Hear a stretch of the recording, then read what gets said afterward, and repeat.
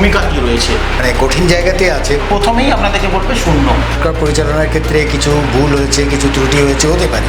মানুষ লড়াইয়ের যে ময়দান, সেই ময়দানটা অনেক সময় ভরসা করতে পারছেন না। জেলার ক্ষেত্রে কোন জায়গায় বাপন?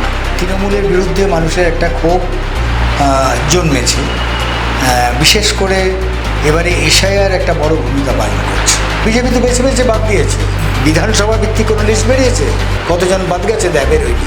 এইটা যদি বেরোয় স্পষ্ট হয়ে যাবে যে বিজেপি সার্ভে করে বুঝেছে কারা তাদের ভোট না দেবে না, তাদেরকে বাদ দিয়েছে। বোলপুর বিধানসভাটাও দীর্ঘদিন ধরে আরএসপি ছিল, সেই জায়গাটা আপনারা ছেড়ে দিয়েছেন।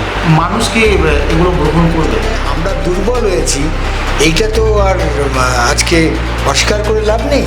ফলে বাকি যে শক্তিগুলো আছে, সেই শক্তিগুলোকে আমরা ইউনাইট করার চেষ্টা করেছি। নির্বাচনে যে প্রচার ছিল তখনকার ধারা, এখনকার ধারা কিন্তু পরিবর্তন হয়েছে। আপনাদের সেই ধারা কিন্তু একই রয়ে গেছে। তো আমাদেরও পরিবর্তন হচ্ছে না তা না। আমরা কোনোদিন আগে কোনোদিন ওই যে পোস্টার, ক্যান্ডিডেটের ছবি দিয়ে পোস্টার করতাম, এখন করি। আপনারা প্রথম থেকে ভাতার বিরোধিতা করেছেন। আমরা ভাতার কোনোদিন বিরোধিতা করিনি। ভাতা হচ্ছে একটা রেকগনিশন। এটার বিরোধিতা যারা করে, আমাদের পার্টির লোকজনও কেউ যদি বিরোধিতা করে, এটা অন্যায় হয়েছে, এটা কখনোই বিরোধিতা করা যাবে না। আমরা যেটা বলছি, আমাদের জন্য রামপুর সাবডিভিশনটা এখনও খুব পজিটিভ জায়গায় আছে। বোলপুরটা ছেড়ে দিলেন কেন? বোলপুরটা ছেড়ে দিলাম বিষয়টা না।